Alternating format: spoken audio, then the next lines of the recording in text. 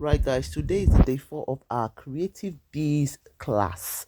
How are you guys finding this class? Let me know in the comment section. Now today we're going to be making this lovely fabric roses, and we're going to be using the two color to make these lovely fabric roses.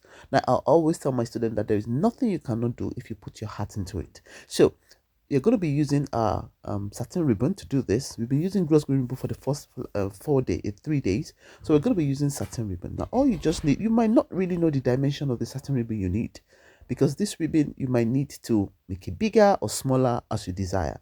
So you're going to be placing the two ribbons on each other, the wrong side facing each other, and then you need to know maybe which one you're going to be putting in and out. But don't worry, with a little of practice you get to know and get used to it. So you're going to be folding it like so, and then you're going to be winding it around and round between your fingers like I'm doing.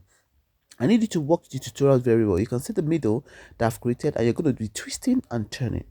You'll be twisting and turning. That's the beauty. You twist and turn. Can you see? Hold the top of your hand. That's the first, the longest hand. And then you twist and turn. Twist and turn. This is a very beautiful fabric rose. And you're going to be needing your needle and thread to secure the back, so that it doesn't loosen up. Now, I'm going to be showing you in a more detailed way. The same, fold in a diagonal. Use your hand to form circles.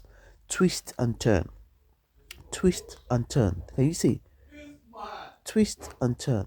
That's the whole idea. You twist and turn. So as you're twisting and turning, you're going to be making sure that you keep it secure with your needle and thread. That's the whole idea. Keeping it secure with your needle and thread. So we're twisting and turning, and it depends on whatever size you actually want. Some people want it really small and cute, while others want it big and flat. So it depends on your choice. So you're going to be holding the back of the twisted and turned round roses. You're going to be holding it like so, using your needle and thread. Some people use hot glue gun, but if you're a beginner, it could be a little bit messy. So it's better you just use your needle and thread to secure. And you can know how much of the security you have put by hold. When you leave it, you know that it's secure. Okay, but if you do not secure it and you mistakenly leave it, it's just going to disintegrate and going to start all over again. So I always tell my students to always follow the practice, follow the tutorial closely. Okay, you can watch the video as many times as you want. Now we are folding it and turning this way. So so you can see the middle now. So you're going to be twisting and turning. That's the whole idea. So twist and turn. At some point it becomes too voluminous for you. Just get your needle and thread and secure it like so, and then you continue. So you can see how pretty it's looking.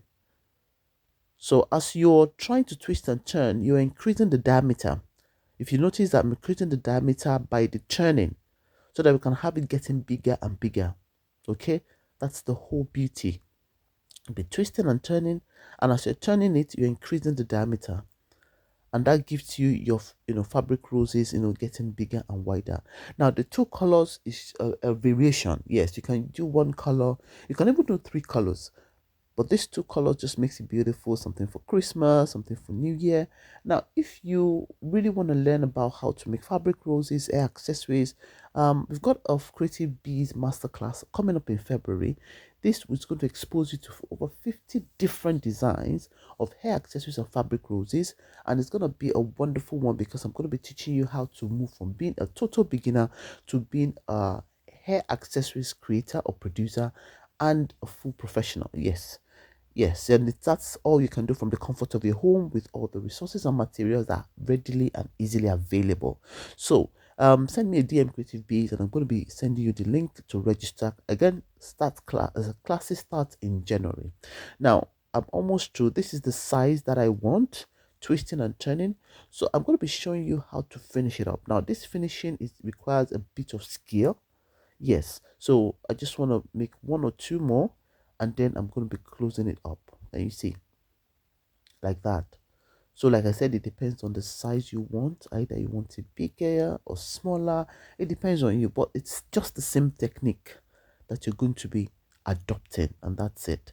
So at this point, you can see that it's really getting wider depending on your choice. Now you can decide to um, measure the diameter that you want using a ruler. So I'm going to be cutting off the excess, and I think I'm okay with the diameter. and then I'm going to be securing. Now look at the way I'm securing it. I'm holding the last end of the ribbon, and then I'm putting a knot. Just holding the last end of the ribbon and creating a knot.